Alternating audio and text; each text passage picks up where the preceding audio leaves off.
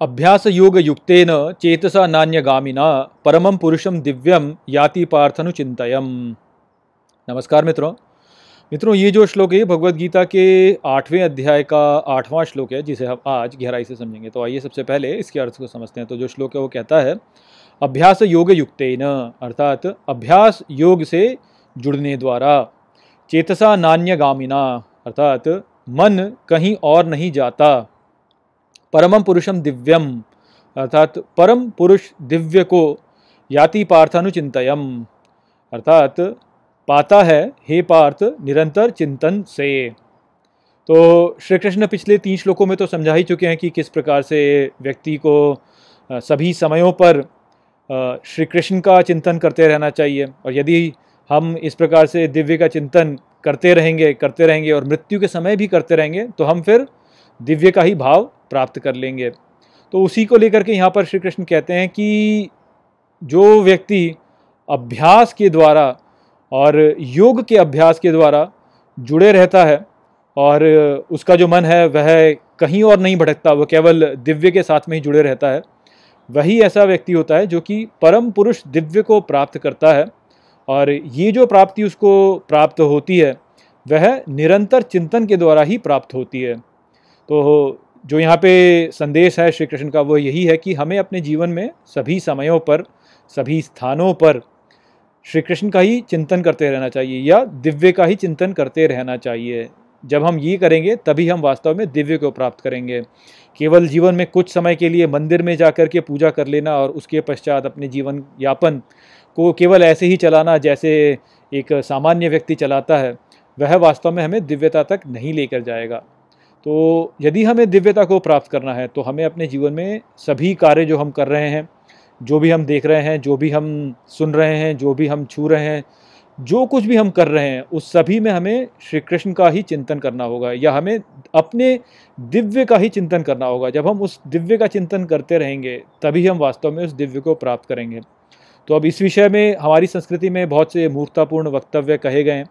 तो मैं आपको कुछ उदाहरण दे देता हूँ और इससे आपको बताना चाहूँगा कि किस प्रकार से हमें इस प्रकार के विचारों से दूर रहना चाहिए, इन्हें ठीक प्रकार से समझना चाहिए। तो जैसे हमारे समाज में बोला जाता है कि आप गंगा नहा लो, गंगा नहा लोगे तो आपके सारे जो पाप हैं वो धुल जाएंगे और आप पुण्य प्राप्त करोगे। तो अब यहाँ पे गंगा नहा लेने से ऐसा नहीं होगा। यदि आप चिंतन नहीं कर रहे हो, केवल गंगा में नहा लेते हो, तो फिर तो कुछ भी नहीं होना है।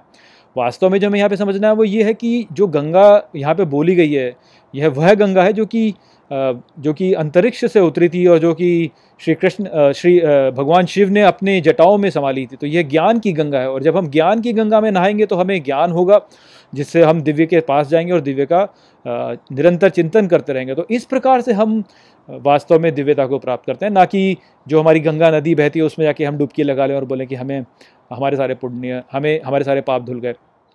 ठीक इसी प्रकार से कुछ लोग बोलते हैं कि आपको तीर्थ यात्रा कर लेनी चाहिए। आप तीर्थ यात्रा करेंगे तो आप किसी इस मंदिर पर जाएंगे तो आपके सारे पाप धुल जाएंगे। वह फिर से एक अनुचित विचारधारा है। जब आप तीर्थ यात्रा के लिए जाते हैं तो आप तीर्थ यात्रा के लिए जाने में कुछ उसके लिए तैयारी करते हैं। तो जो प्रत्याशा आपके भीतर होती है कि आप तीर्थ यात्रा में जाएंगे, वह आपको निरंतर दिव्य का स्मरण कराती है। तो इस प्रकार से जो तीर्थ यात्रा होती है वह आपके लिए लाभदायक होती है कि यह आपको दिव्य के निकट रखती है। किंतु ये कहना कि केवल तीर्थ यात्रा कर लो और वैसे आप भगवान का चिंतन ना करो, तो उससे कुछ होगा नहीं। वास्तविकता यही है कि आपको दिव्य का चिंतन करना है और दिव्य का चिंतन करने में तीर्थ यात्रा आपको सहायता देती है। तो इस कारण से आपको वह मुक्ति प्रदान कर सकती है। ठीक इसी प्रकार से लोग कहते हैं कि अरे इस ग्रंथ को पढ़ लो या इस शास्त्र को पढ़ लो, तो इस शास्त्र को पढ़ लोगे तो आप मुक्त हो जाओगे। तो वहाँ पे भी फिर ये एक अनुचित विचारधारा है। शास्त्र जो होते हैं उनमें ज्ञान होता है, किंतु वह ज्ञान कई बार लोग समझते नहीं और तोते की तरह अपने ग्रंथों को पढ़ लेते हैं। आपने देखा कितने सारे लोग वेद के मंत्र जो होते हैं वो ऐसे ही बोलते जाते हैं, उनको उसका अर्थ पता नहीं होता, पर वो बोलते रहते हैं बस तोते की तरह और सोचते हैं कि हम तो बहुत पंडित हो गए या ज्ञानी हो गए, जबकि ऐसा नहीं है। वो जो ज्ञान है शास्त्रों में, उसका गहरा अंतर्निहित अर्थ जब आप समझोगे तब वो आपको मुक्ति की ओर ले जाएगा, क्योंकि फिर वो आपको यही बताएगा कि किस प्रकार से आपको दिव्य के साथ में जुड़े रहना है। तो जो मूल हमारा है, जो मूल कार्य हमें करना है वह यह है कि हमें दिव्य का निरंतर स्मरण करते रहना है। योग के द्वारा, योग के अभ्यास के द्वारा जब हम दिव्य के साथ में जुड़े रहेंगे और कहीं भी और ध्यान नहीं केंद्रित करेंगे और केवल दिव्य की ओर अपना ध्यान केंद्रित करेंगे, तब हम उस परम पुरुष दिव्य को प्राप्त करेंगे। और यही हमारे जीवन का लक्ष्य भी है।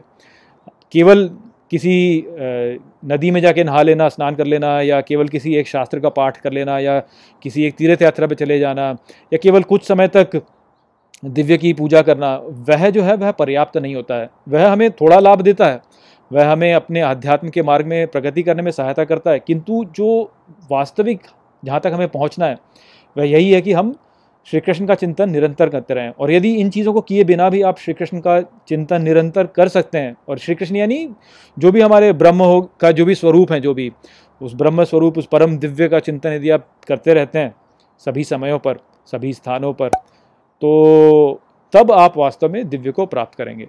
ये संदेश यहाँ पर श्री कृष्ण का था। तो आशा करता हूँ कि मैंने इस श्लोक को आपको अच्छे से समझा दिया होगा। चलिए इसी के साथ इस वीडियो को यहीं पे समाप्त करते हैं। नमस्ते। वीडियो को अंत तक देखने के लिए धन्यवाद। यदि आपको ये वीडियो पसंद आया हो तो इसको अपने प्रियजनों के साथ में साझा करें और इस ज्ञान को और फैलाएं। यदि आपके पास कोई भी प्रश्न है तो मुझसे इंस्टाग्राम पर जुड़िए। वहाँ पर मैं हर शनिवार रात को एक लाइव Q&A सेशन रखता हूँ और आप मुझसे वहाँ पर अपने प्रश्न पूछ सकते हैं। जय श्री कृष्ण।